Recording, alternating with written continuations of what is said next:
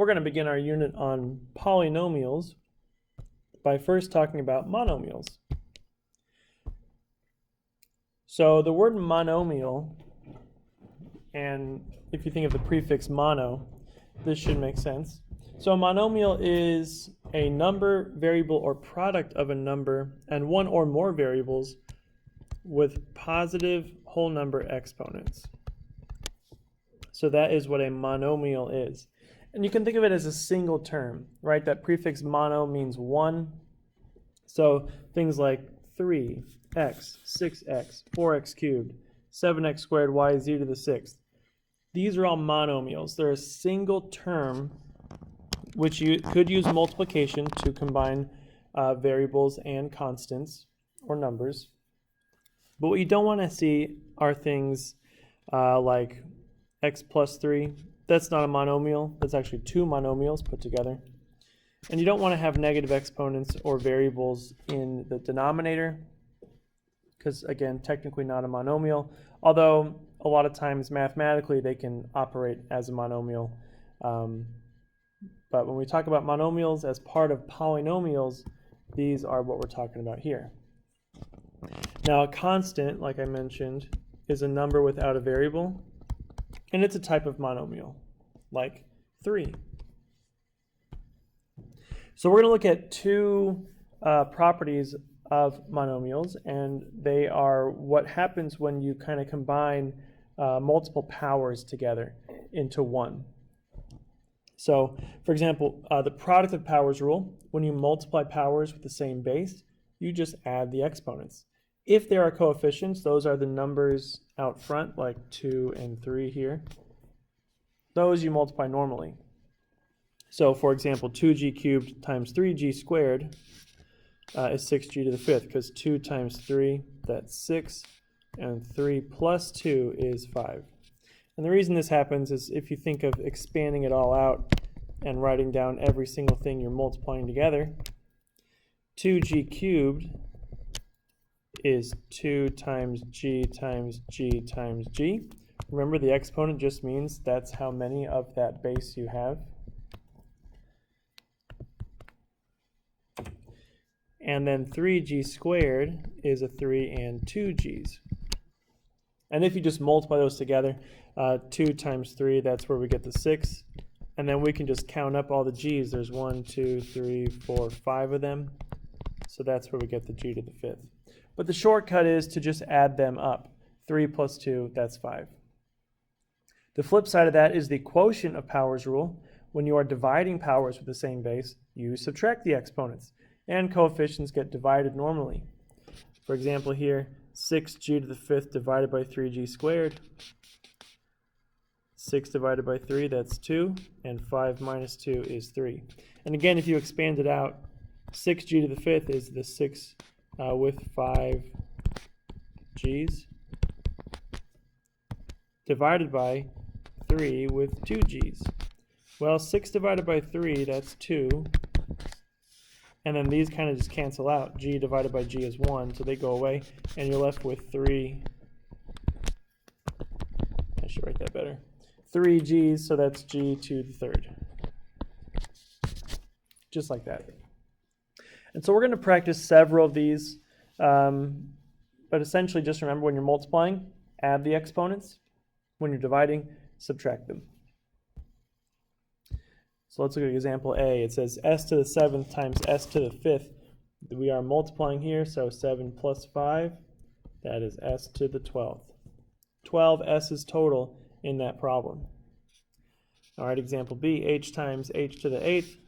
Now, whenever you don't have an exponent, there is a 1 there because there's one h, right? And if we are just counting up how many there is 1 there. So this would be h to the ninth. 1 plus 8 is 9. Here we have 3 monomials multiplied together, but that's okay. Just add them all up. 1 plus 4 plus 6, that's x to the 11th. Example D, our first quotient. But remember, we are just subtracting because they cancel each other out. 2 of the bottom ones cancel out 2 of the top ones, leaving us with 6 minus 2 is 4, a to the fourth. All right, now for e, the base here is a number. So we're going to leave the base alone, just like we left the base alone here. The base stayed the same, we just added the exponents. So e would actually be 2 to the 5th power. If we wanted to, we could multiply that out because it is just a number. We know what 2 to the 5th power is, and that is 32. 2 times 2 times 2 times 2 times 2. 2 times 2 is 4, times 2 is 8, times 2 is 16, times 2 is 32. Example F, here we have a bunch of things going on, but just go one thing at a time. So take your coefficients and multiply those first. Negative 7 times 4 is negative 28, times 2 is negative 56.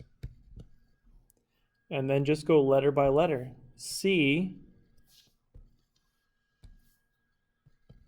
we have 3, 1, and 1. So that adds up to 5. And for D, we have 4 and 3 and 1. That adds up to 8. So negative 56, C to the 5th, D to the 8th. Important thing to remember here is you are adding the exponents, but multiplying the coefficients. Same thing on example G, even though one of these is in parentheses and one is not, it means the same thing. You could write them if you want to. So 4 times 3, that's 12. And then we have no letters in common, so just write them out. D to the 3rd, x, y. You can only add the exponents on the same base. So here, x, y, and d are all different bases, so we can't add those exponents together. Okay, example H is combining here two quotients and they're being multiplied together. So if you can, simplify first, and we cannot. So let's go ahead and multiply straight across. That's how you multiply fractions. So 5y cubed times x to the 5th. There's nothing to combine there, just write them out. 5x to the 5th, y to the 3rd. Over, kind of the same thing here. But 2 times 10, that is 20. And then x to the 4th, y. So after you multiply, now we can check and see if there's anything we can simplify. 5 over 20, we can reduce that as a fraction, 5/20ths, and that's 1/4. 20 divided by 5 is 4. That goes on the bottom of the fraction. And now we can subtract 5 minus 4 for x, that's 1. And 3 minus 1 for y, that's 2. And then just to clean it up a little bit, we have x, y squared over 4. Now, if you'd rather write it like 1/4 x, y squared, that's fine too. That means the same thing. Either one of those would be fine. I tend to like this a little better just because it kind of establishes the fraction bar, and if we add other things to it, we can use it like that. But the first way is fine too. 1/4 x, y squared, that's fine.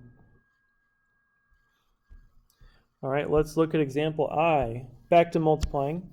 And even though these two are in parentheses and this one's not, it's all just multiplication, so we can just go through it. 3 times negative 1 times 1, that's negative 3. And then we have 1, 1, and 3 for our exponents, so that's 5. Negative 3y to the 5th. Okay, now we have a quotient. And again, just go through thing by thing, right? Start with the coefficients and then go letter by letter. So 8 divided by 2, that is 4. And then start subtracting. 4 minus 2 for y, that's 2. And 3 minus 2 for z, that's 1.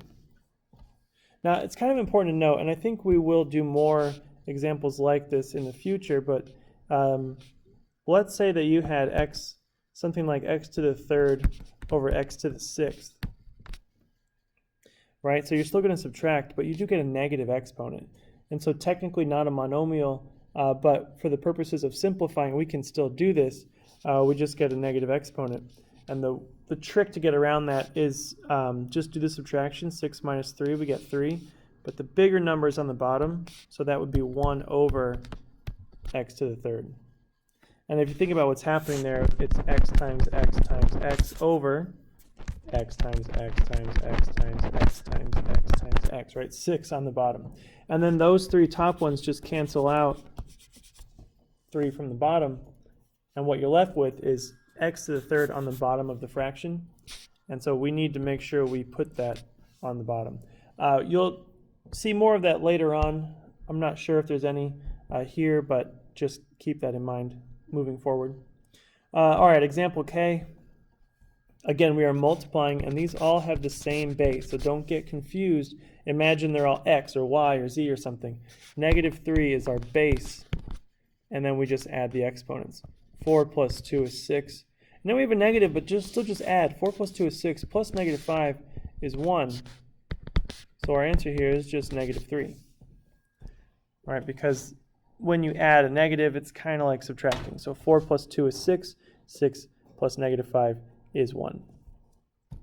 All right, there's a fast overview of multiplying and dividing polynomials, or monomials, rather. So multiplying and dividing with powers. And just remember, the coefficients get multiplied or divided normally. Either divide or reduce as a fraction for the quotients, and multiply normally for the products, but the exponents get added and subtracted.